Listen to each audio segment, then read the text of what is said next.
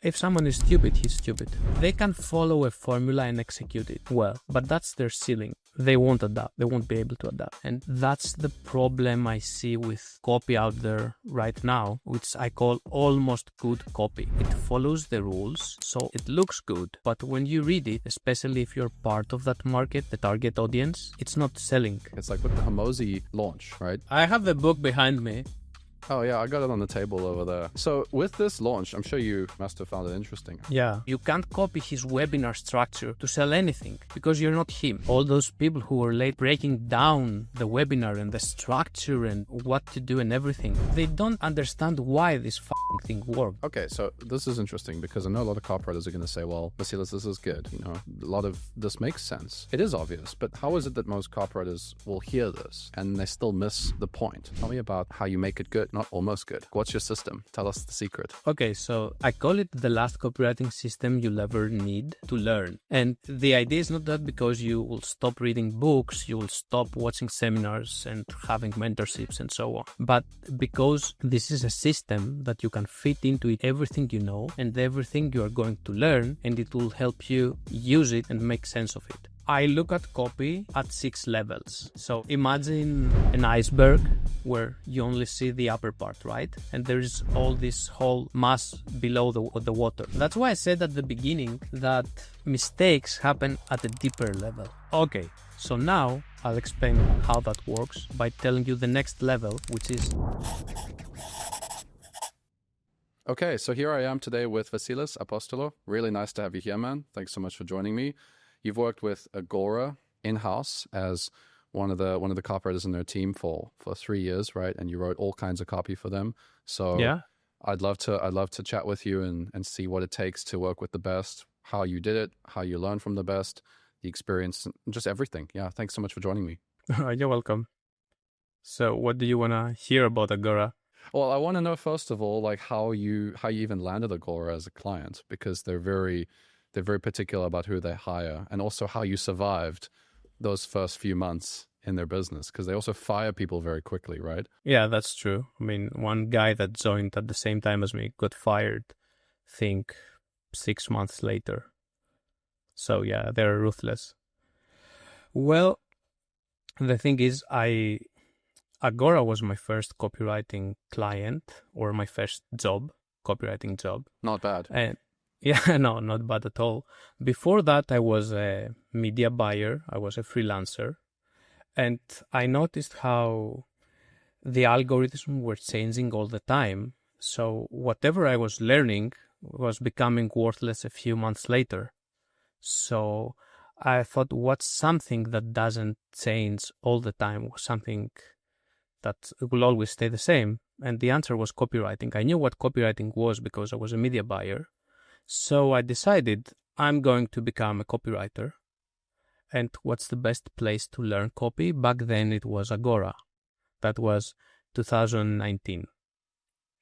And I decided I'm going to become an Agora copywriter. So I started emailing them. You know, Josh Refer, the Agora financial copy chief back then, he gave his email in every interview. So I sent him a few emails. I also talked with other people I could find working at Agora, and I was asking them, can you get me a job as a junior? Can you introduce me to someone? And the answer was no. Because what they told me is, like, you're not American. It's not worth it for us to spend all that money to get you here and train you when we can do the same thing with an American. So I was like, okay, I'll keep trying. And until then, I did what they told all their writers to do, which is, you know, read the promo a day and break it down, write 1 page of copy every day, come up with a big idea every day. So I keep doing that for 6 months. I didn't take any clients because I had my media buying clients to pay all my, you know, expenses. So at the same time, I was training to be an Agora copywriter. And randomly, I get an email from John Ford. You know him? John Ford, who runs Okay, he's the first copywriter ever hired at Agora. He's the guy who wrote the Great Leads book along with Mark Ford. Oh, okay. So he worked with Mark Ford. Okay. He's a legend. And he sent an email to his list that one of the Agora affiliates in Europe, in the UK actually, is looking for new copywriters, and they're holding a bootcamp. A 2-week bootcamp where if they accept you, they'll pay everything, they'll train you, and if they like you, they'll hire you. So I applied for that bootcamp. I sent them an email to persuade them to give me a spot. They gave me a spot, and I went to that bootcamp for 2 weeks. And there, I think I impressed them enough to offer me a 1-year job. Nice. Yeah. And when I got there, it was me and, I don't know, 15, 16 other guys. It was a lot of them, almost all of them, they were English. They were British, or at least English speakers. And it was me and 2 other guys who weren't. And me and those 2 guys got jobs. It's funny, right? That is interesting. Yeah, and something I noticed later, it's like English speakers suck at writing. As in general, not everyone, obviously. But I think non-English speakers sometimes have an advantage. Because we learned proper English, we write simpler than the average English speaker. So, and when you communicate clearly, you win. That's very interesting, because a lot of copywriters think that they have to be a native speaker to really win.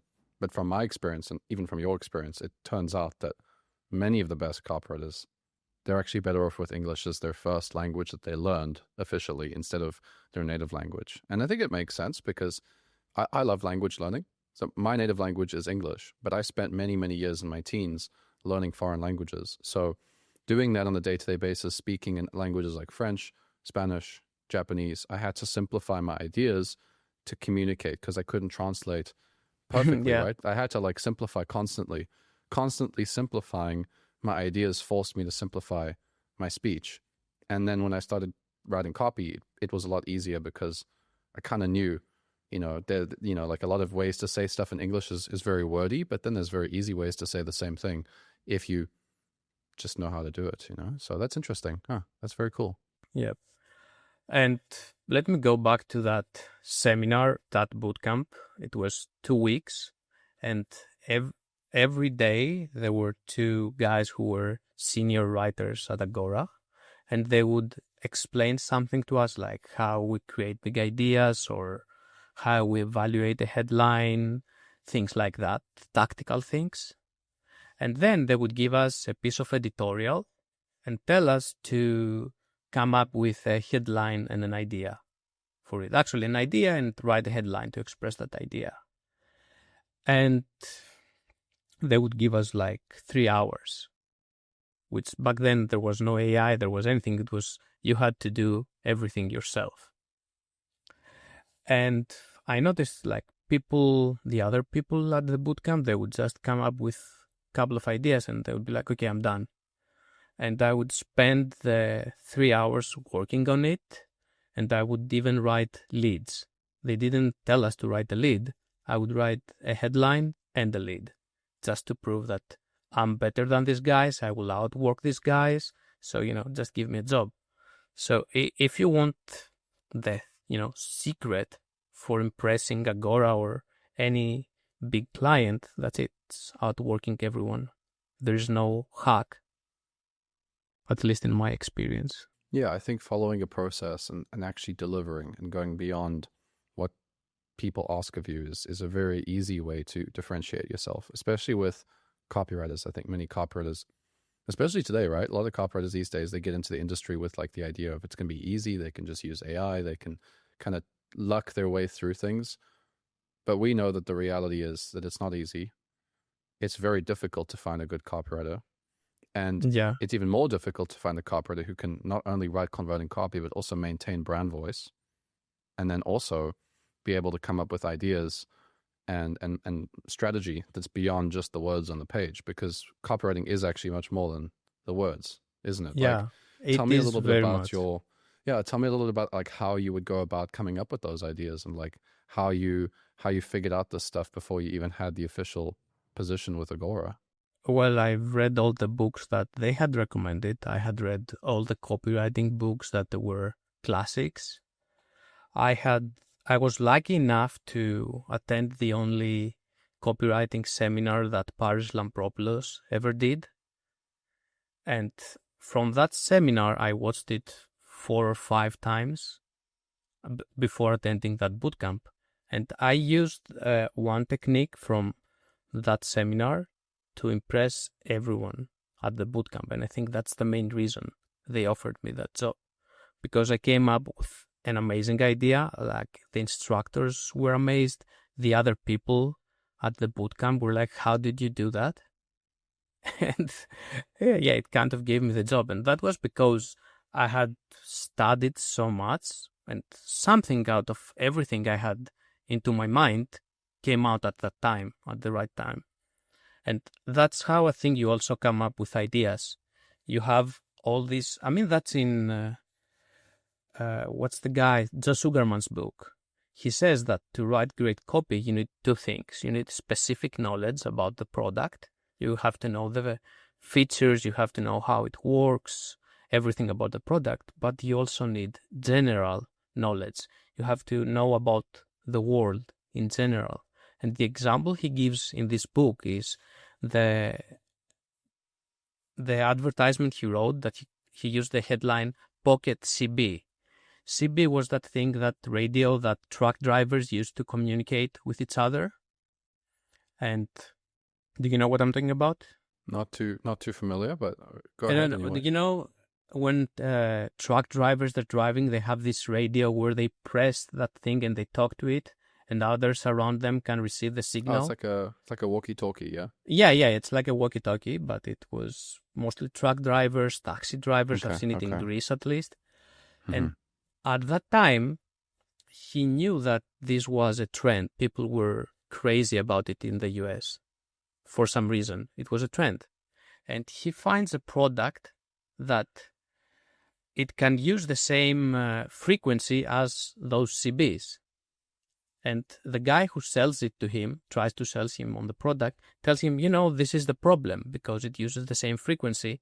So sometimes it's not working because it was like 2 radios. You have one, I have one, we talk with each other, but sometimes they're, you know, the truck drivers, you hear the truck drivers. So he says, no, that's not a problem. That's a benefit. I'm going to sell it as a pocket CB. And it was a great success. And that happened because he found out about the product, but he also knew about what was happening in the world. And he probably read about it somewhere in a newspaper, in a magazine, and it was saved in his memory. And when he came upon the trigger, he made the connection between these 2 ideas. And that's creativity, connecting 2 ideas in a way that nobody else has done it before. That's interesting.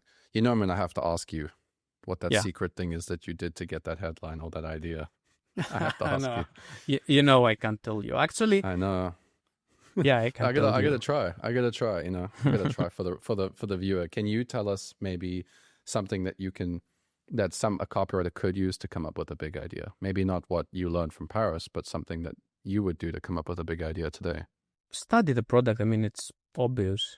Study the product and study what's happening in the world and in the reader's world, because that's the most important. We can talk later if you want about my copywriting system. And when it comes to my system, the first and most important part is the reader. Because who is your reader determines everything else, from your idea to the sentences you're going to write, the words you're going to use. Because let's say we have a protein powder. Everyone knows what's a protein powder. But you sell a protein powder to a 20-year-old guy differently than how you sell it to a 60-year-old guy. It's the same product, but the copy changes. Because one guy buys it to build muscle, the other guy buys it to preserve muscle and to stay independent. Even though he dreams that he's going to also build muscle, like he's 20 again, the old guy doesn't buy it for that, or at least doesn't tell you that he buy it for that. So you sell it to him differently. Okay, so this is interesting because I know a lot of copywriters are going to say, well, Vasilis, this is good. A lot of this makes sense, that I should talk about the stuff that my market cares about, or the reader specifically, Yeah, the it's ideal obvious. customer. It is, but now, like, how is it that most copywriters will hear this, that what you're saying, and they still miss the point? Like, why is it that they don't actually get the result from going and saying, oh yeah, I am focusing on the marketplace, I am focusing on the reader? Why is it that the best in the world is still saying this to me, and it feels obvious, but I'm still not getting the kind of results from it? Because it's one thing to know something, and it's another thing to understand something and be able to apply it.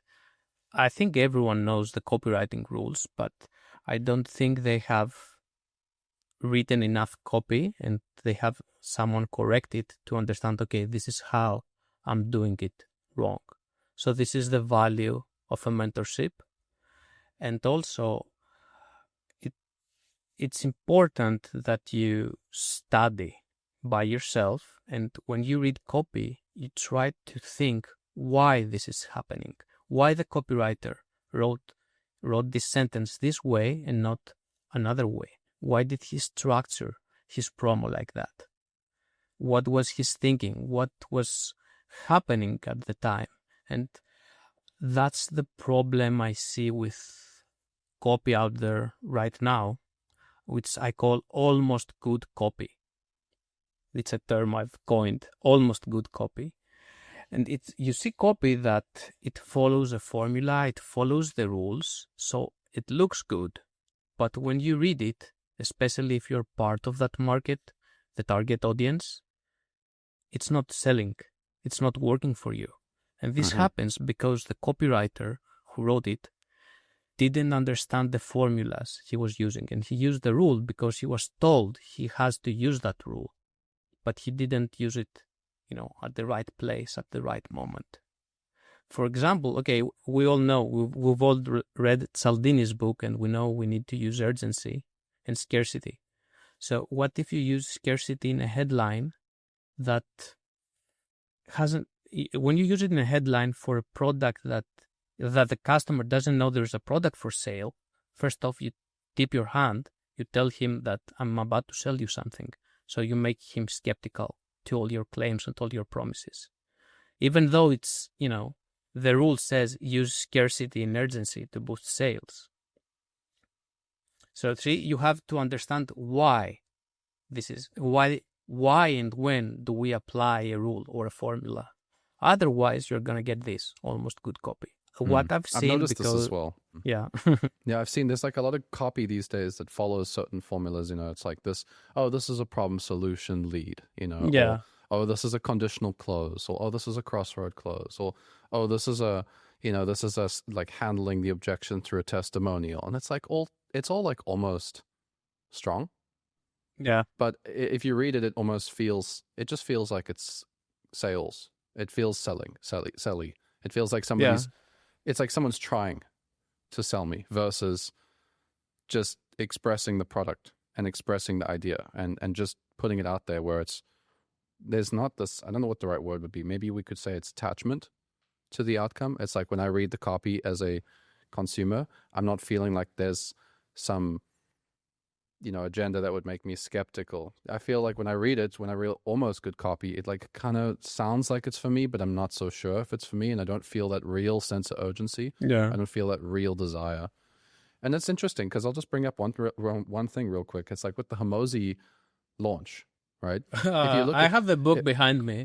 Oh yeah, I got it on the table over there. So with this launch, I'm sure you must have found it interesting. I looked at the lead, right? One of the first things he does, he starts talking directly about the offer very, very quickly in the promotion. It's like product aware if you want to talk about awareness levels, right? It's like instantly he's talking about that awareness. But you'd have a lot of copywriters today that have very, very, they're very new to the industry. They would have probably advised something like, oh, you should go after unaware, or you should go after problem aware to get the most market possible. And yet the guy made $105 million talking to a awareness level that's slightly higher than what most copywriters think he should do because they don't understand how to use awareness levels contextually. They don't understand that obviously for a book launch, if that's your official event is about a book, you would start talking about the book because that's what the event's about, right? Like, it makes sense. And also think about what the person coming to that webinar had seen before. He had seen all the ads announcing the new book. He probably owns the other 2 books. So he knows there's something for sale. You don't have to hide it from him. He's ready to buy. And that's what I noticed about the launch. I don't know how to pronounce his name. Is Hormozi? Alex Hormozi? Yeah. Okay. Yeah.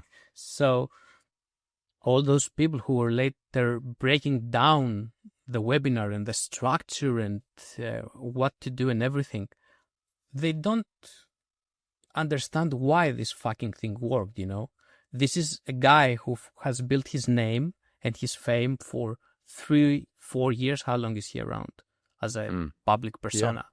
So it's 4 years worth of building goodwill and giving value. And he's a celebrity. So you can't copy his webinar structure to sell anything because you're not him. Take the exact same offer, the exact same script, and have Russell Brunson deliver it, who's also a celebrity, but he's a smaller celebrity because the average person on the street wouldn't recognize him, but they might recognize Hormozi. So take Russell Brunson, who, you know, he's an amazing entrepreneur and marketer and everything, but he wouldn't sell the same amount of stuff with the same webinar because there is no fit between the webinar, the words, and the person. The frame also wouldn't work, I don't think. I think the framing of the donation, it matches Hormozi's vision that he's been declaring for 4 years straight. So like everything just congruent, yeah. So if you take his structure and use it to sell your thing, what you're going to get is almost good copy. The words are going to sound good, but it won't make sense to the consumer, to the reader. I don't want to go too much into AI in this interview because I think we both already kind of like, you know, it's not even really part of the conversation. But just for those watching who are thinking like about AI, it just gives you more context about why if you take AI and you say, here's Hormozi's webinar, study it, break it down for me, and now apply it to my offer. Like, forget it, man. That's not going to... like, AI is really not going to help you with most of the things that you might think... Like, you're going to get almost good copy, almost average copy, I would actually say. When you use AI, you're going to get almost average copy. So tell me then, okay, so tell me about how you make it good, not almost good. Like, what's your system? Tell us the secret. What is your system for copywriting? I use AI a lot, but I don't just trust it. I verify everything that it gives me. I try to see, would that work for what I'm doing right now, for the prompt that I'm doing, or the email I'm writing right now. Because again, it will sound good, but it won't work. Because AI, even if you give it all your research, it doesn't understand context. It doesn't understand. It's just transforming characters into words. That's what it does. It doesn't think, even though everyone says, oh, it's smart, it's smarter than a PhD or whatever. You know what's funny? All those tests that they say that AI is passing, it's possible that it's trained on those tests. That's why it can pass them. Its training data is those tests. So doesn't surprise me. Yeah, that doesn't surprise me. I'll give you an example of, I have a lot of AI prompts. I have made a lot of prompts. I have one that helps me for swiping headlines. So I give it a screenshot of a headline from a swipe file. So it transcribes it so I can copy paste it in my swipe file. And then it also gives me the formula, what it thinks is the formula. And then it gives me 5 examples of applying this formula to another market. Okay? So I find this old headline that says, if you have problem hair, read this. At 43, I have to cut 2 inches of my hair every 2 months. Otherwise, it might very well grow right down past my waist. So the last part is right down past my waist is a dramatic or exaggerated consequence. It's a good thing though, even though it's dramatic, it's good, right? So and this headline works because most women want longer hair, and this one in the promo is cutting her hair. So it's even making those women jealous, like how she's doing it and why I can't. So it's creating all those emotions. So when AI tried to use this template, it gave me something like that. At 50, I have energy to power through 12-hour days. Otherwise, I'd be napping at my desk by 2 p.m. It's not the same thing, you know? Yeah, it has a benefit in the first part, but the second part, which is what makes this headline work, is all wrong. Because it doesn't understand the context. It doesn't understand that the first headline works because of all those thoughts and emotions that women are carrying with them when they read that headline. It thinks, okay, I'm going to put there something dramatic. Okay, here it is. Interesting. That makes sense. I found that AI does that too. It just doesn't have the reasoning. I've always said the reasoning, because it has a lot of data, but it can't reason for you why something works the way it does. One of the ways I create headlines is usually benefit, curiosity, and either drama or the core emotion of the marketplace. Those are like the three sort of like core elements I make sure I have in my headlines. And you can give AI a headline and you tell it, I want a benefit, I want curiosity, and I want drama. But it will just sort of come up with sort of general curiosity, general benefits, general drama, or use words to make it sound dramatic, like add 3 exclamation marks or something. It's like, this is not drama. Drama is, it has to be related to what these people are thinking about. So yeah. No, I'm with you. It's interesting. I was reading a book, I'm forgetting the title, but it was written about a guy who's a professor at the Wharton Business School, and he was making one of the arguments in the book was that with AI, expertise is going to become even more important than before, because someone has to check the output of the AI and make sure that it's good. And I feel there's going to be a huge gap in the copywriting marketplace because a lot of the newer guys coming into this thing, they're going to learn copywriting through AI or with AI. Mm-hmm. So they're going to lack the basic skills. So they will never become true experts about it.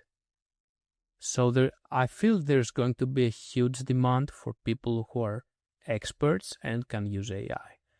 Not just use AI, because using AI will give you average copy. It will make a guy who sucks, a guy who can't even write proper English, because not every non-native speaker, can write great English. There are some people who can't write a sentence.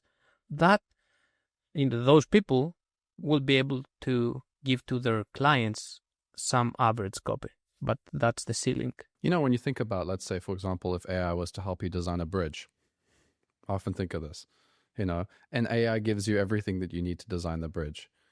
Are you going to just build a bridge with what the AI gives you? Or are you going to say, no, you know what, I want to get like three engineers that build bridges to validate, verify, double check, use all the concepts that they have spent the last 20 years mastering to validate this. Same with the surgery, If you go, for example, to, you go to the dentist and an AI tells you, there's this and that with your teeth.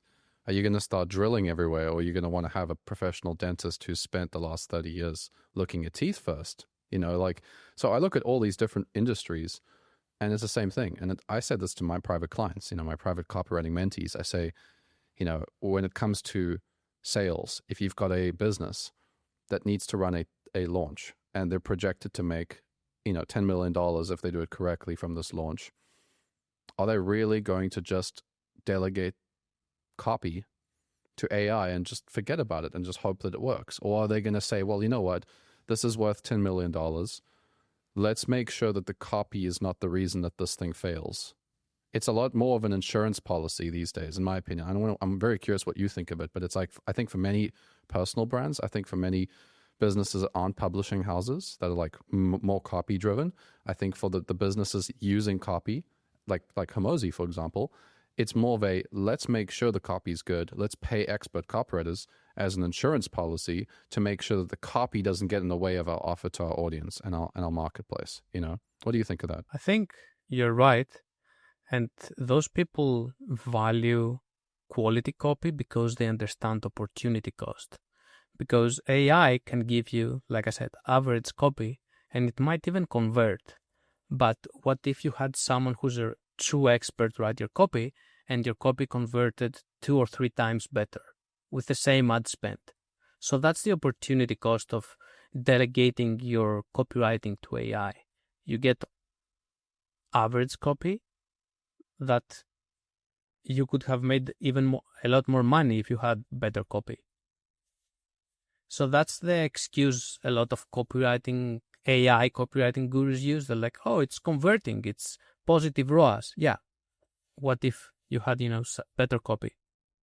It's even higher ROAS. And what if you had a copywriter on your team that's not only able to write copy, because the original copywriters, 2010, like even earlier, 2000s, they didn't just write the words. They strategized the promotion. They came up with the big ideas. They came up with even how to structure the offer, right? So imagine you have a copywriter in your team that actually not only does writes the copy for the launch, but actually helps you architect the launch. There's another opportunity cost that many of these guys, they're going to miss out on. So what is your system? I think that everybody's been in suspense for too long now. What is this last copywriting system you'll ever need? Okay, so I call it the last copywriting system you'll ever need to learn. And the idea is not that because you will stop reading books, you will stop watching seminars and having mentorships and so on, but because this is a system that you can fit into it everything you know and everything you are going to learn, and it will help you use it and make sense of it. So that's the idea of the system. And I don't remember how I came up with it, but I look at copy at 6 levels. So imagine an iceberg where you only see the upper part, right? And there is all this whole mass below the water. So at the top, this is what everyone sees. This is what your target audience will see. And this is what most copywriters focus on, which is the writing and maybe the big idea or the hook. Okay? But there are a lot more different levels other than that. And when you see writing that feels wrong or an idea that feels wrong, it means that the problem is at a deeper level. So you can't fix idea problems at the idea level. You have to fix them at a deeper level. And let me explain the levels, and you'll see how all this makes sense.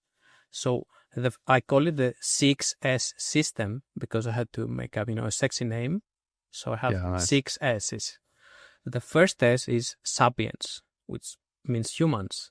And this is the person you're writing to, right? His problems, his desires, what his symptoms are, what he knows about those, and what he doesn't know. So that determines everything else. Okay? And also at that level is what happens in the reader's world, in the target audience's world. Like, let me give you the example of COVID. COVID was huge, right? For everyone. It changed everything. Okay? Don't you agree with that? Definitely, yeah. Okay. So now I'll explain how that works by telling you the next level, which is the second level is selling. This is the product you're selling, how it works, why it works, what's the proof for the product that works, and the creation story, and so on, okay? But the product changes depending on the sapiens level, on the person. I told you before that you sell the protein powder differently to 20-year-olds and to 60-year-olds. But let me go back to the COVID example, okay? So when COVID came, people started buying like crazy vitamin D supplements. The product was always the same. But something in the world has changed. COVID was there. People were talking about immunity. The first advice when you Googled how to boost my immunity was vitamin D. Everyone was buying vitamin D. It was selling out everywhere. Why? The selling level hadn't changed. But the sapiens level, the world and the reader's world had changed. And that affected everything. Interesting. Mm-hmm. So after you have the sapiens level and the selling level, the next level is the scheme. It's the plan. It's what you call the big idea. Because your big idea is going to be based on what you're selling. There has to be a connection between what you're selling and the big idea, and also the person. So let's take the idea of becoming, this is a classic Agora example. They tell you becoming famous on social media, becoming an influencer. Okay, would that offer ever sell to the Agora audience who are 60 plus, 65 plus, entering retirement? They can't even use the internet. They struggle to use the internet. Would that idea ever work for that audience? Never. Even though the idea is fine. But it has to match the audience and the product that you're selling. You can sell to them the idea of investing into social media companies because this huge trend is happening, but you can't sell them on becoming influencers. So far, we have three levels that people don't really think about, and they don't see them as words on the page. They might see the headline expressing the idea, but they don't see what's beneath the surface, which affects everything so far. Right. And then the next three levels are what you see on the page. They are more obvious. So the fourth level is structure. How you're going to make your argument. I'm going to tell you about this first because you need to know this first to understand what comes next. And again, the structure depends on everything else. It depends mostly on the audience, because if the person reading your copy doesn't understand that he has a problem and he's only aware of the symptoms of the problem, you're not going to start promising to solve the problem because he doesn't know the problem even exists. Again, it's the sapiens, it's the person that determines everything. And I've noticed that with every time I wrote copy that wasn't good, the problem wasn't the words on the page. It was that I had misunderstood my audience. Like, I think 3 years ago, I wrote a lead for financial promo, and I happened to show it to Henry Bingaman. You know him? Not familiar, no. He's one of the best copywriters to ever come out of Agora.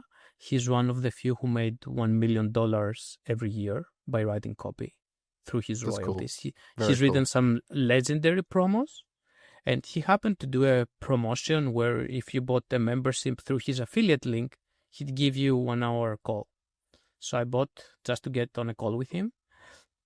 And I saw him my lead, which the idea was making money from the launch of Apple Car, which never happened, but this is financial copy. You're making promises about something that's going to happen in the future.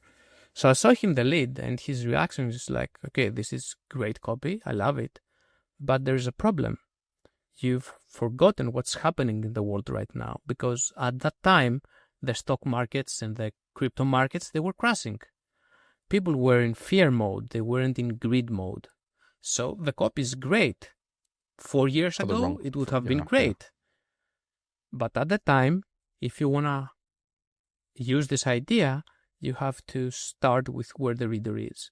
You have to at least tell them, okay, everything is crashing and I understand, but technology is always moving forward. The markets eventually will go up and so on, and then transition to that idea. That's so interesting, because recently I started thinking about this. Actually, this year I started to realize, and I'm curious to know your thoughts on this.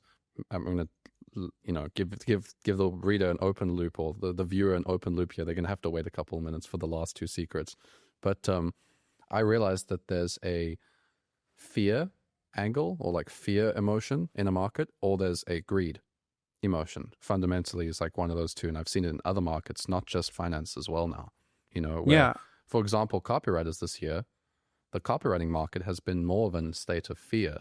So the angles that were working 4 or 5 years ago, let's say for copy coaching, like, hey, here's how to make 10K a month, well, from your laptop anywhere in the world. No one cares about that right now. Like if you read those kinds of headlines, it would have been great copy 4 years ago. Today, most copywriters are like, yeah, that sounds great. I've heard that before. What about AI? What about the fact that there's all these people from overseas getting the clients? What about the fact that there's this? What about the fact that there's that? It's like if you start the promotion from that place of greed, you're not meeting the market where they're at. Even if the whole promotion is actually good copy, it's not matching the market, like you said, right? So if, on the other hand, you have a fear-based angle where you talk more about the state of the industry, you have a state of the industry sort of, it's going to work better. Yeah. Makes sense. Makes sense. What's happening in the world affects what you're going to write in your copy. And also what you said, there's a fear and a greed angle. That's always present, but at a different level. Sometimes it's higher, greed is higher, other times fear is higher, but there are always people in that market operating in one of those two. Because this goes back to Tony Robbins' towards and away motivation. Some people want to get away from things. This is the most people are thinking like that. They want to avoid poverty. And there are the people operating towards. They want to make money. So operating away is like avoiding problems. I'm sure you've heard that fear of loss is bigger than the promise of gain. Yes. So that's it. That's why. Okay. Interesting. Yeah. Yeah. So as you were saying, so we've got the 4 levels. I've got my notes here. So sapiens, selling, then you said the scheme, right? So the big idea. Then you got the structure. And then for level 5, what is level 5? I think that this is kind of obvious. Like, what do we do in copy before writing? We add proof, we add claims, we add benefits, we use stories. So I call this the substance level. This is how you go to your structure. This is how I work, at least. I create an outline, which is my structure, and then I go in and I add proof, I add claims, I add benefits, stories, ideas for how I'm going to open this section. This is how I outline. After I have my structure, I call it the substance stage. So the idea here is to make sure that everything you're saying makes sense, is believable, and also that is interesting. Because we're not writing a college paper, we're writing something that has to hold the attention of the reader. And you make sure that this happens at this level with how you build out the structure. Yes. Because we know that, for example, benefits, for example, make people interested. When I tell you you're going to make money, okay, tell me how, right? So when I add a benefit, I know I'm going to hold my reader's attention, at least for this section. And the last level, it's the most obvious. This is what everyone says. It's the sentence level. Making sure you're writing good fucking sentences. That they're simple and clear, and they express your thoughts the way you want them to express. But let's say I give you a technique to write better sentences. It's not going to help you if everything else is wrong. Because if you open a section and you don't even promise a benefit, but you just give me the proof, you just talk about a study, and you write it beautifully, nobody's going to care that you're writing great sentences. Nobody's going to read that copy. That's why I said at the beginning that mistakes happen at a deeper level. It's not a sentence problem that the copy is not holding attention. It's a substance problem, or it's a structure problem, because you structured it, you're presenting the information in a way that the person doesn't understand it, because you haven't laid the groundwork for them to understand. You haven't told them what they need to know before that point. You can't fix that just with some AI or just with some tactics. I think a lot of the copy gurus these days, they will show you the sentence tactics. The ways to write a headline with the sentence, right? That's what people focus on. I've noticed the sentence level and the scheme level. That's what most people see. Oh, this is the big idea. That's why it's sold. But it doesn't take into consideration why this big idea worked. It worked because it was a moment in time when this was a big idea. I'll give you an example. There's a legendary promo written by Evaldo. You know Evaldo, right? Yeah, Albuquerque. Yeah. So he's for those watching who haven't heard of him, he's probably the best, at least the highest selling copywriter to ever come out of Agora. He sold 100 million worth of subscriptions in 1 year. Okay? Not bad. He's great. Yeah. And he's not a native English speaker either, by the way. He's Brazilian. So he wrote a promo 2017, 2018, and it was a crypto promo, okay? And the idea was that this genius, which is James Altucher, discovers a script that tells you when cryptos are going to go up. Okay, and it was a great promo. The idea of the promo was that all markets go through three phases, which is first it's slow growth, then it's faster growth, and then it's goes down. And you want to invest between stage 1 and stage 2. And he took that idea, he borrowed that idea from a Stansberry promo, actually, another financial publisher, but he made it original by turning it into a Bitcoin script, a crypto script, adding James Altucher in there, made a great promo. Okay? That worked in 2018. Okay? It worked back at the time. It won't work again. And I know because I worked at an agency and they asked me to swipe that promo in 2022. And I told them, this is not going to work. I didn't say terrible, but said, this is not going to work. I wrote the copy and it was terrible. They didn't run it. We wrote something else. That bombed because the day the promo was released, there was a crypto market crash. So even if the promo, I don't know if the promo was great or not, I know that it would never work in a market where crypto is crashing. Yeah. It goes back to what you say, the also, sapiens level, right? Yeah. Also, Evaldo, he's great. He's a super fast writer. What he often does is that he takes the idea and he writes the promo for a slightly different idea. Sometimes it works, sometimes it doesn't. And for example, he took that crypto script and he wrote a gold script.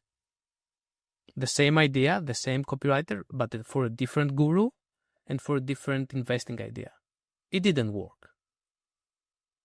But I guess it took him 2 days to write it, and it was worth to test.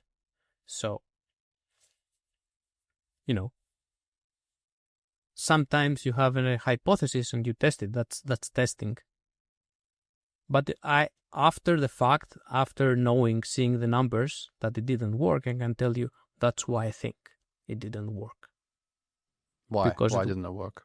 Because there is a connection between Bitcoin, crypto, and the script because it's a computer program. And there is also the credibility of James Altucher being a former programmer, having sold software companies and made millions. The other guru was great, was super credible, but the idea of a gold script didn't make sense. It always has to be congruent. One of the ways that I create, I create some promotions as I reverse from the offer. So the offer level, I start at the offer level, at least in the research phase, right? I start in the offer level. Yeah. I write down all the features, all the benefits, all the different types of ways to write the benefits. I figure out what the unique solution is, why this is different, the USP, You figure out that unique solution, and from that you can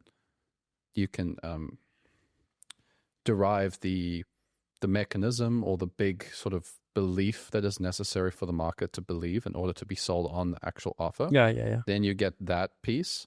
And once you've got that big belief, that conversion, then you can take both of those things, consider the market's perspective, and then you can create the big idea that synchronizes the whole thing together. And that then, and of course the big idea has to have that sentiment of the market, where the market is today, attached to how that unique solution solves today's problem, how that connects to the offer. You can't get that if you don't have some sort of deep research process. You know, it took me 2 weeks with my most recent promotion. It took me 2 weeks to come up with the back end offer, then the belief that was necessary behind that, and then the big idea. Before I even wrote a single word, I was working for 2 weeks before I wrote the first word, you know. And the promotion did fantastic. It was a great promotion. I'm very happy. That's great. 10K in my pocket from that promotion. So yeah, but not bad. That's how you do it. Yeah. That's how you write good copy, by thinking about it. And that's why I think all those copywriting teachers, they don't talk about it, because thinking, not everyone can think. You can't really teach thinking. What do you mean by that? If someone is stupid, he's stupid. Okay. Yeah. That's it. Okay. I mean, even average, not low intelligence people can make it in this industry. And I've seen a lot who are also gurus having made it, and I think they're stupid. They're low IQ. But they can follow a formula and execute it well. But that's their ceiling. After something changes, either the market changes or the formula stops working for some reason because people got tired of it, they won't adapt. They won't be able to adapt. I've seen that with many coaches that I've worked with. You know, they'll get the right offer. Like, for example, there was a really great offer on Amazon back in the pandemic times. So the market was ripe for Amazon because everybody's stuck at home. They're all getting government paychecks. They got nothing to do. They believe that the whole world's online. The only experience they're having with the outside world is deliveries of packages, right? It's like they're literally buying stuff on Amazon and getting it to their house. So you're like, wow. So the whole world is becoming an online world. Now you have Amazon. Yeah, it's a great offer. It's the perfect time for Amazon. Amazon like exploded those few years. So there was a coach that had a really good Amazon offer, very unique personality, and also just happened to find a very innovative way to use organic marketing to blow up in a way that, you know, most people were not using back then. 3 really great timings, like all 3 at the same time. It was perfect timing. A lot of these business gurus, I find, a lot of the biz op guys, they explode because they happen to have the right offer at the right time for the right marketplace. They didn't engineer that. It kind of just, they lucked their way into it a little bit, you know? And then they look at the results that they get. Like, for example, that business looked at the fact that they were making 8 figures. They were making good money. They think, oh, you know, we figured out how to do marketing. And I remember coming in and I said to them, you know, this offer is great, but the channel that you're using for acquisition, the same strategy, it's being used by a lot of competitors now. So you cannot just rely on that the same way. You're not going to get the same ROAS. You're also not going to get the same market interest because the market no longer cares about Amazon the same way. Everybody thinks Amazon is extremely competitive. And also the funnel that you're using is very different to everybody knows that that's a sales process. So the biggest 3 things in your business right now, the market has become aware of. So, you know, you might be able to rely on your credibility and your celebrity sort of status for a while, but it's only a matter of time before this starts to decline. And it doesn't matter how much creative we create in the marketing department. It doesn't matter how good our copy is. It doesn't matter how many viral pieces of content we created. It doesn't matter. The funnel is fundamentally no longer as relevant. So we have to come up with something else here. And this is why some of the smartest BizOp guys I've seen, like let's talk Iman Gaji, for example.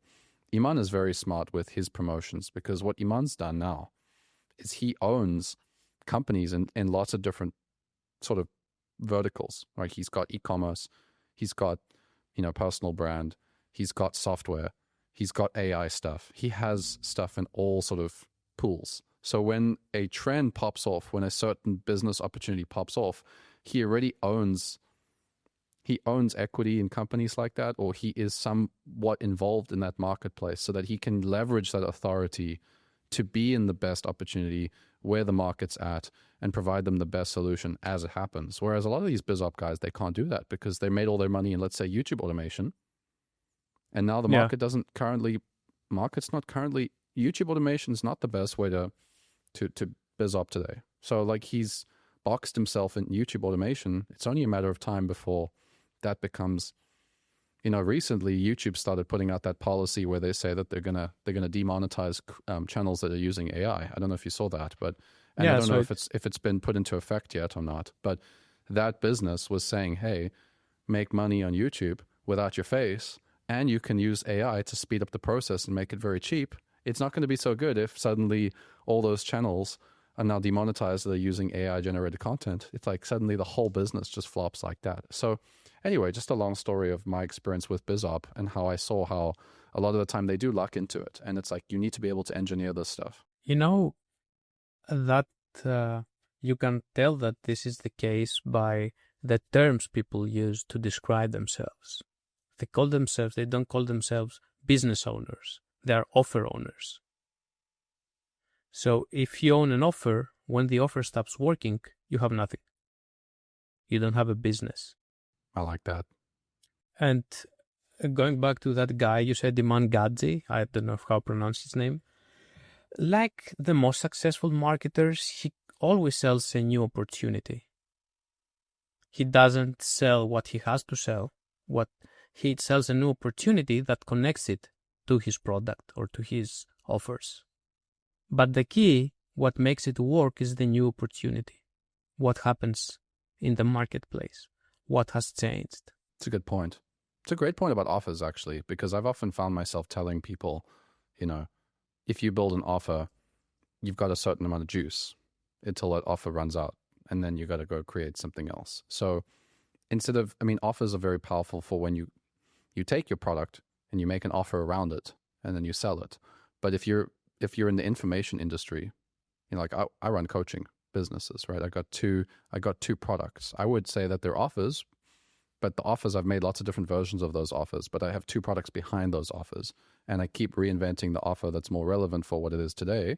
But the core product is the same. So I actually have a business. I've got the same offer for the last 6 years almost now, 5 years now, right? So it's you have an offer. Changing. You have a business. You Yeah. You don't have an offer. You run offers to grow your business. It's different. So I think this is where a lot of copywriters need to really realize this, because now we're talking about something that's super important for copywriters, especially at 10K, 20K a month, that are looking to escape. They're saying, I don't want to be a copywriter for other people. I want to publish offers, or I want to run my own offer, or I want to become a business owner. I think this is fundamental to it, because you could build this offer and it scales for 2 years or a year, and then the market adjusts and the market changes what they're looking for. And suddenly, if everything that you built is all based on the offer, not based on building a business, you're going to have trouble. You're going to have a lot of trouble. That's true. And I think the problem here is that most people aren't aware of the game they are playing. Like, for example, when you're making money with an offer, that's what you're doing. You're not building a business. You're making money. And there's nothing wrong with that. But you have to be aware that this is the game you're playing. And other people watching might be jealous of the guy making all this money with his offer. But at the same time, those guys or other guys who are jealous, they might be building a business, or they might be building up their skills. So they're playing a different game. They shouldn't compare themselves to the offer owner, and they shouldn't be jealous. I mean, that's human nature. You can never stop being jealous of the success of others. But when you take a moment and think about it, consider the game you are playing and what game they are playing. It's a very good point.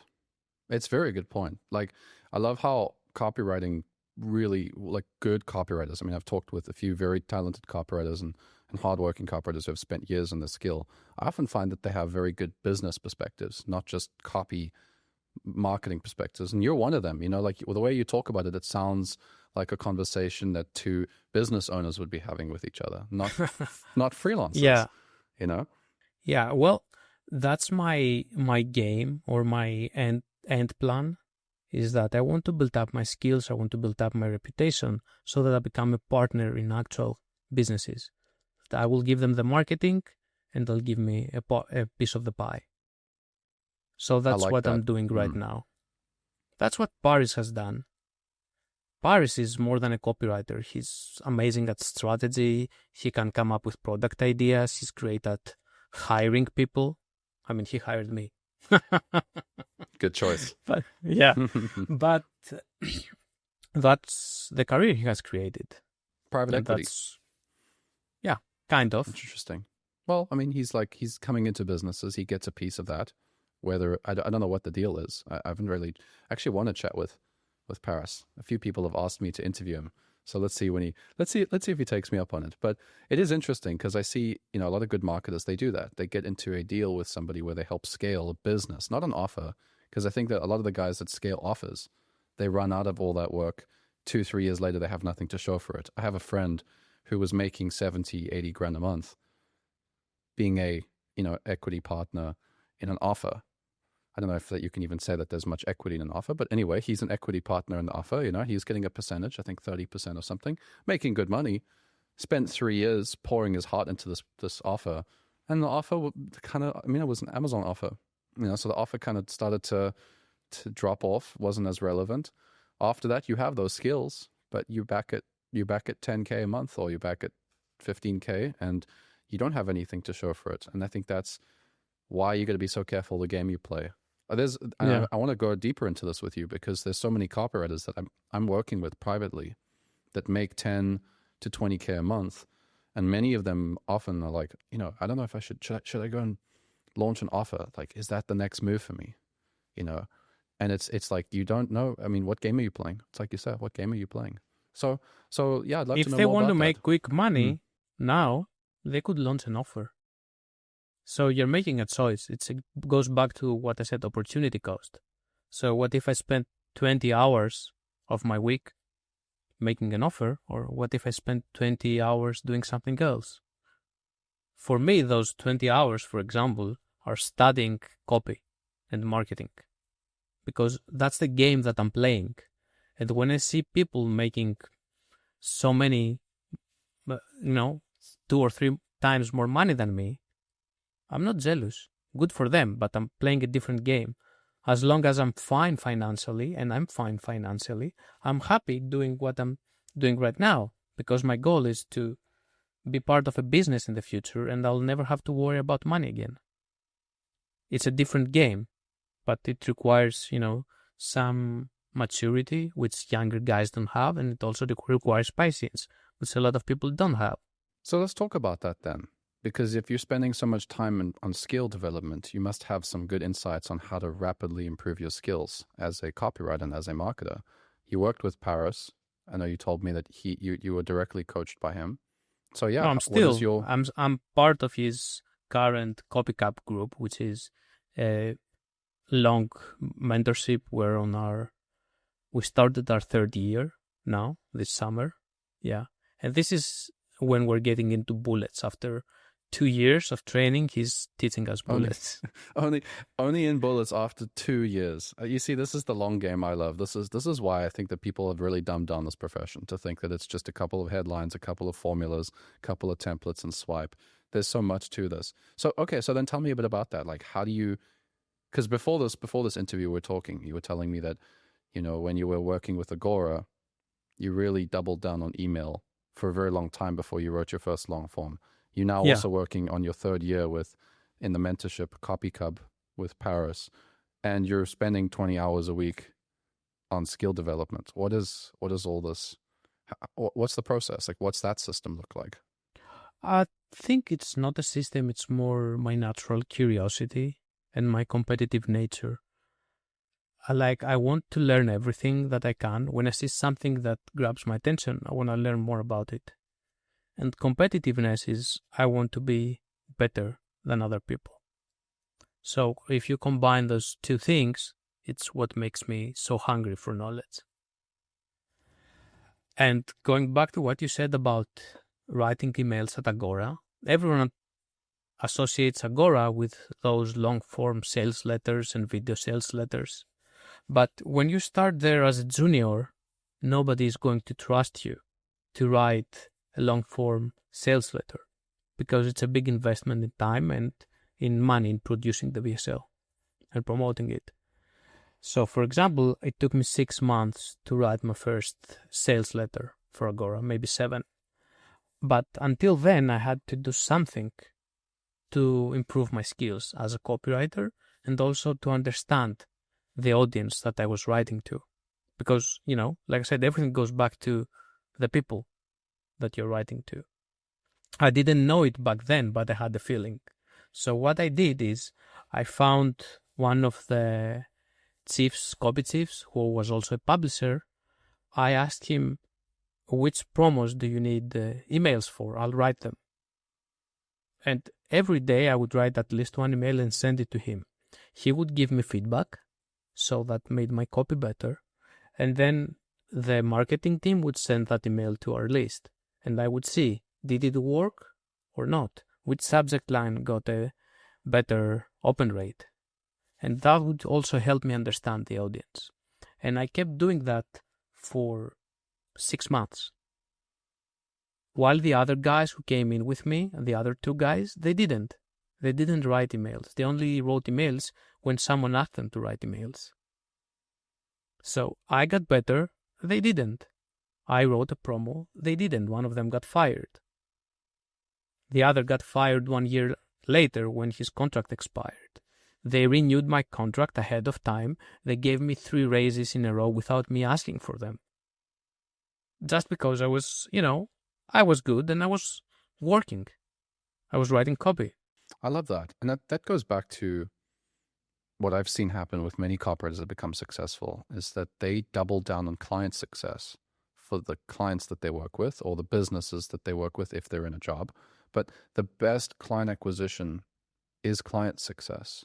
That's my deep belief. And I've had many copywriters that came to me and they were throwing punches in all directions. They're doing outreach here, they're doing LinkedIn here, they're doing applications here. And they would have 1 or 2 clients, but they'd just keep losing their clients and they'd keep chasing more clients. And I said, listen, I know you want to make 10K a month or 15K a month.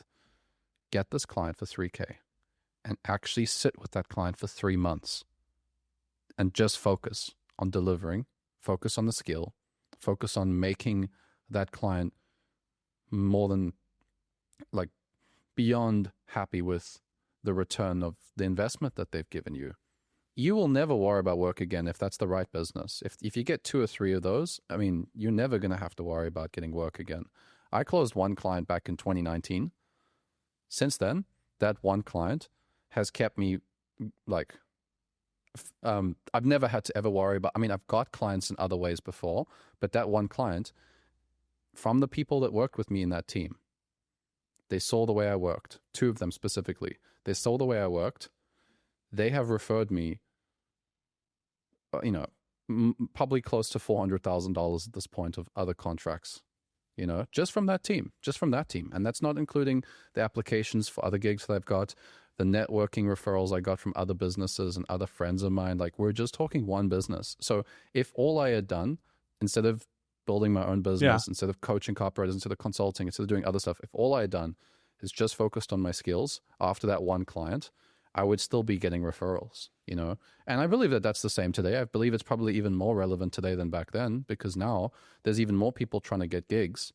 So most business owners would prefer to do referral much more than back then. Back then, you could put up a job application in 2019, 2020 for a copywriter, and you'd have probably a decent amount of applicants worth looking at. Whereas today, I think many business owners will put up an application for copywriters and they won't be impressed with almost any of them. They're like, wow, we've got 300 applications and 2 of them were half decent, but they have all these, limiting factors that make them not even qualified to do this or not a viable candidate. So does anybody know a copywriter? That seems to be the conversation, So yeah, okay. So so you got in with those emails. I like it. I did the same thing. What you said is keeping your eye on the goal, what you want to do. How are you going to get there? So you delivering great work for that client, it's because you wanted to make more money. And you didn't worry about money today, you worried about money in the future. So you spent more time, instead of chasing new clients, to deliver great work. And that great work opened new doors for you. when it comes to client selection or project selection, you can get someone who pays good, you can get work that you like, and also you can build your skills and your network. And if a job fills at least 2 out of those 3 boxes, I take it. Or I used to take it. I'm no longer looking for jobs. Let me give you an example. Like, think 3 years ago, I had a friend who worked at a supplement company. The owner was Greek, and Greek business guys suck. I know that. I've never worked with Greek clients, but I made this exception because that was a company based in the UK, and also because it was a friend of mine, so I did it as a favor. Okay? And I knew that that guy, that business owner, was a doofus when it came to direct response. He didn't understand direct response. He only sold directly to businesses before, to pharmacies. And I wrote a sales page for him, and he never paid me. He disappeared. He ghosted me.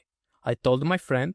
She told him. He said, "Oh, I didn't pay him," and never mentioned it again. So I never got paid for that piece of copy, okay? But I used that piece of copy to land another supplement client who needed a sample of work. Okay, look, this is my health copy, because I hadn't written health copy before. So when I took that project, knowing that this guy is probably not gonna pay me, or he's gonna be a pain in the ass, I didn't care, because I enjoyed writing that promo, that sales page, and also I knew I needed that sample, so I was building up my skills that way. So I used that sales page to land a bigger client who was worth probably 20 times that previous client. And for that supplement client, I wrote all this copy, which then I used to get hired by Paris, because I had experience in supplement. That was my end game, working for Paris, so I can get feedback from him and grow even faster my skills. So when I took that supplement client, I knew that every piece of copy I would write would have to be good enough to, be approved by Paris. I mean, that's a tall order, but that's what I tried to do. Well, you did it to some extent, didn't you? Yeah, I mean, I showed him the copy when he wanted to hire me, and he critiqued it, and he told me all the ways that it was, average, but at least it was average. Yeah, and in his eyes, average is like what most people would say is, incredible copy. Yeah, he'd be like, yeah, that's okay. Yeah, I mean, it converted at a positive ROAS, but again, even if it had been better, it would have converted even better if Paris had wrote it. But yeah, I was keeping my eye on the end goal, working with Paris, getting mentored by Paris.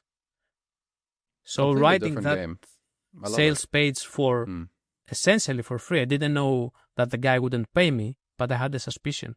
I still wrote it, and I didn't care. So with this, I mean, you're playing an end game that's very different to pretty much every copywriter I've spoken with on this channel, I would say. You're playing the how do I become the very, very best at this in the entire world kind of game. Working with Paris, working with Agora, studying for tens of hours every single week. You clearly have a very different macro view of where copywriting and where marketing is going in the future than many people, because many people think it's going to get replaced. Many people think it's not worth doubling down on the skill right now.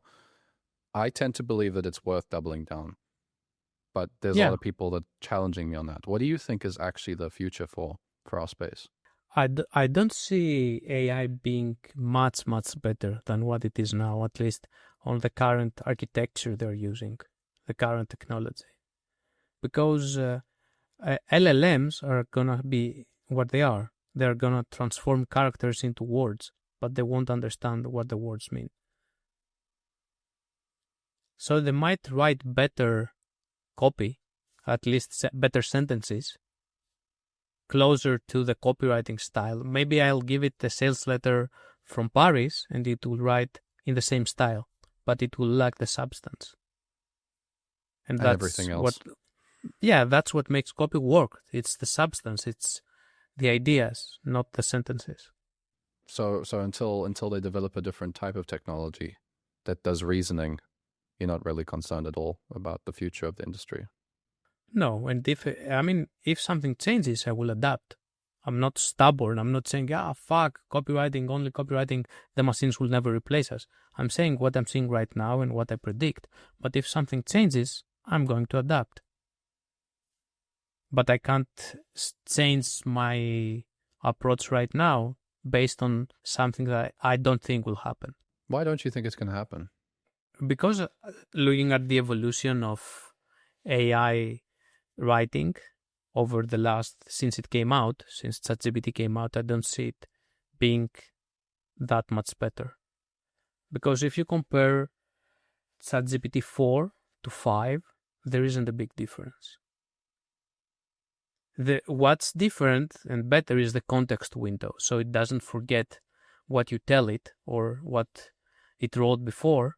But other than that, it's not a huge difference. It's better at imitating styles, but that's it. Interesting. And I use it a lot. I don't want to position myself as anti-AI. I use it more than most people I know, but I use it for specific purposes. I use it for idea generation, like not accepting every idea it gives me, but if it gives me a piece of an idea and I use that and I combine it with something else, that's worth my time. I use it as a thesaurus, like, okay, I have this sentence, rewrite it for me. Maybe it'll give me a better phrasing and I'm going to use it. I use it for research, at least the initial research. I use it to analyze studies because that would take me hours to read an actual study so I can use it in my copy. So I use it to save time, but I don't use it to replace me and my thinking. I love it. I use it actually very similar to you. So for example, recently I had a video I put together for the channel, and the idea was actually hasn't come out yet, funny enough. So the video is about to come out maybe 2 weeks from now as of recording this, but it's about how to make $1 million from offers. And I actually talk about the difference between offers and products. So it's kind of cool that we started talking about that. Okay. But yeah, so it's interesting. So what I did was I had a previous video on the channel. I really liked the structure. I had a timeline video. Like timeline is the timeline to go from 0 to 25K a month as a copywriter, step by step. So I took the script, took the structure, and I told AI, I want you to break down the content of this. I want you to break down the structure of this. And I also want you to break down the market that I'm talking to, like the people I'm talking to break it and identify those 3 things. Then I gave it my new big idea, my new script idea, along with the material, the core ideas of the material. And it produced me a very, very satisfactory first draft. But I gave it all the ingredients, and it's like, this might have taken me perhaps 2 days in the past to sit and, or maybe I don't do too much deep work at a time, so 2 days for me is like, 2-3 deep work sessions, right? So I'll sit there and do it. And so anyway, it generated the tip for me within 30 minutes. And within 2 hours, I'd finished my script, which would have taken me 2-3 days previously. And I was very happy with it, And if I were to go deeper with that script, I would probably do what you suggested, where it's like you go and you look at the sentences and you say, I like this sentence, but I would love to add more. I'd like to make it more active, or I'd like to make it more emotionally compelling, or I'd like to dimensionalize what I'm about to say here. Here's some examples of dimensionalization, or whatever it is. So, but that's cool, because for me now, as a copy coach, I've doubled down on copywriting more than ever before. People were telling me, copywriting's like, it's becoming irrelevant because of LLMs. And I just said, well, look at Tesla and look at how much data they require to teach people to teach cars how to self-drive. They need millions and millions of people that had been driving for decades to feed it data constantly for several years. How many copywriters are at the level that you are, all writing into a data set, and that's the limited data set that the LLM is going to be using, and also keeping context to the marketplace and keeping it. You can't I would say copywriting's harder than driving.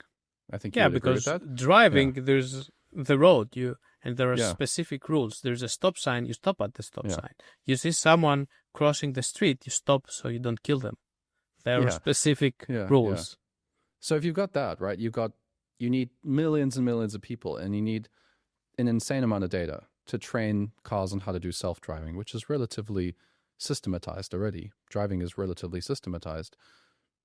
We don't have nearly as much copywriters that are competent to feed that data set. And there aren't the same kind of rules. It's all principle based in my experience. So it's just not going to happen. It's also intuition. Yeah, intuition too. It's so different. And when people understand how that actually works and they realize literally AI is an amplifier of whatever you're putting into it, just like money is an amplifier, it's just an amplification tool. There's no reason to be concerned about it. Yeah, no, I really like that. Thanks so much for sharing that. It's really great to hear it from another very experienced copywriter who's spent years mastering his craft. What would you say? There's a lot of copywriters now that make 10, 15, 20K a month, and they're freelancers, and they've managed to get themselves into the right businesses with good clients, and they're getting paid well, but they only have a few years of experience. So they don't actually have that deep skill set, but they happen to be working with the right businesses to pay them well. How would you recommend that they level up their skills without obviously like spending so much time on skill development to catch up that they have to get stuck with their income? Like, how do they balance that skill development with the fact that they already have all these very good clients that are already demanding copy from them? I don't think there's a shortcut for that. There's no fast way. Studying, and maybe in that case a mentorship, since they can afford it, but they have to be careful about who they choose to be their mentor. Like, to choose a mentor, what I usually do, how I evaluate people is, have they had at least 3 successes in what they're telling you they want to teach you? Because 1 or 2, they might be luck. At least 3 or more, it's not luck, it's a system. And also that success has to be recent, because conditions change, markets change. And to be honest, I don't know who I would trust right now as a copywriting mentor, because I haven't looked for one.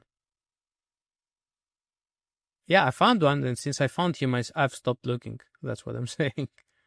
Yeah, but I'm sure there are good ones like, out there. I'm also looking. Well, I mean, I'm also looking. I think Paris is probably on the top of the radar for me to continue to develop my own skills, like somebody like him. I don't see that many good copy coaches that are actively coaching anymore. I think because they're making difficult. money. They're busy making money. Yeah, exactly. Yeah. For example, the mentorship with Paris is a deal that works for him. He's mentoring us, but we're writing copy for him.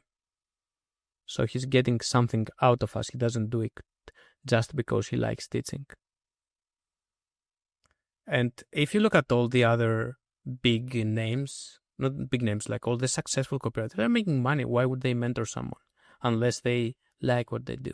Like Dan Ferrari, he's great. He's probably make $1 million a year just by writing copy. Why would he mentor anyone? I think he has a mentorship, but it's very limited. I mean, I know he had one, but I don't know if he still does. Or take Craig Clemens, for example. He has a $1 billion company. Why would he mentor anyone? He will mentor his employees, his copywriters, so they can make him more millions and billions.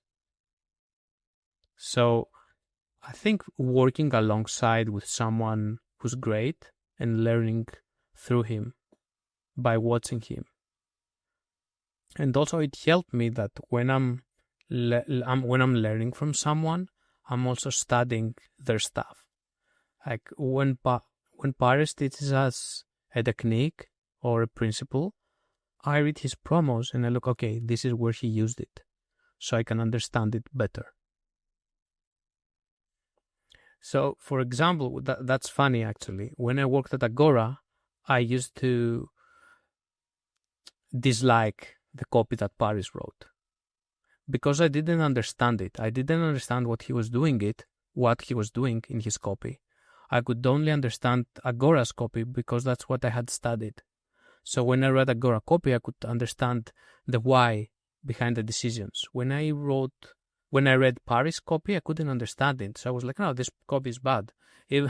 But when you realize that he has promos that worked for 10 years as a control against, and the best copywriters some of the greatest of all time went against him and couldn't beat him, there's something good with that copy, okay? But if he hasn't told you, you won't be able to spot it. You know how you can spot it yourself without him look telling at you doing this to me. No, I'll tell you what. It's actually, I think 90% or 95% of what he teaches us is not a secret. He has his own things that no one else teaches. But everything else, you can find it in the best copywriting books. But you have to read them and internalize them. And you have to apply it. So then you can see how he's doing it. No, I mean, I'm thinking now that the fact that you spent 2 years studying just before you get to bullets, and then what you've just shared with me, I think it just gives. I love this industry. I'll tell you, I really love copywriting. I love marketing. I love what we're up to. It's such an interesting world that you never can be finished with learning. And I think that's really the message I want to leave people that are watching this interview is look at how much you can do and how fulfilling it can be to learn something that goes deeper and deeper and more rewarding and more financially more rewarding too. And, like if you focus on that, you will not have to worry about the money. I haven't worried about the money for such a long time because I love what we do. I just love it. And all my clients feel it. My mentees feel it. Hopefully some of my interview guests feel it too. But, I just love what I do. And I really love what you've shared with me. Like this has been one of my favorite interviews for sure. Oh, you're welcome. Copywriting, like you said, it's great. It's a great skill. It's a meta skill because you can apply it to everything in your life. When you're a good copywriter, you understand people better, right? So your relationships become better because you understand their motivations of other people. You know what to say to them so they like you, or to relax them, or to make them angry. Sometimes you want to make people angry, But all that becomes better through copywriting. I'm married now, but before that I'm okay looking, but I had great success with women. Why? Because I understood their psychology, and I had my routines and what to tell them based on principles that I learned through copy. And I'm sure you know that there's a great overlap between being good with women, what they call pickup arts, and being a good copywriter. A lot of great copywriters have come out of the pickup artist industry. That's what I've heard as well, and I've seen a few of them. Craig Clemens, he used to write for David D'Angelo, Eben Pagan. That was his mentor, his first copywriting mentor. Who's that guy who's running that huge supplement company? Survival company. He started in PUA, pickup arts. Anyways, because pickup artists, the good ones, they understand people. They understand the buttons and how to push them. All they have to do to write copy is to, is translate that into the written word. Yeah, there's so many applications. There's so many ways that this can go. I'd love to keep talking about it, but I'm gonna have to give them an open loop here. So if people want to learn from you, follow you, see what you're up to, and follow your journey, where can they find you? Well, they can find me right now on Facebook. I haven't had time yet to set up my website. When I do, it's going to be thecopynerd.com. Nice. That's a good choice. Yeah. I like that. Yeah, but until then, find me on Facebook. My name is, I don't know if they're going to see my name at the bottom of the screen. I can put the link in the description of the video. I'll give you the link, and they can find me there. And, perfect. Yep. I'm not looking for clients. I'm not mentoring anyone. I'm open to helping people, but I don't have the time and I don't want to do it. You're too busy. You're too busy working on the skills to become a copy guru. Yeah. I mean, I'd love to share some of the things I know, but I don't know if I want to do that. For example, I have I'm doing an analysis on the copy of Golden Hippo, of Dr. Gundry, okay? There are some things that no one has mentioned before that I see based on the patterns I've seen from all that copy that I've read. And I'm thinking, should I release that, or should I just keep it and use it for myself and share it with Paris and the other people in Secrets. Our group? Yeah. Secrets, man. There is value in secrets. Yeah. There is a value. You got to have a competitive advantage, You got to have the stuff that works for you. It's hard to come up with stuff that's different, and it's difficult when people copy. I've had many people copy my stuff. I had many emails that used to run that were in BizUp, and now every BizUp list still has those same hooks and angles years later. I can't use those angles anymore as easily because everybody uses them, But anyway, thank you so much for your time, man. I really appreciate this. You're welcome. This was fun, and chat with you soon. It was great. Man. Thank you. Great. See you. Bye-bye.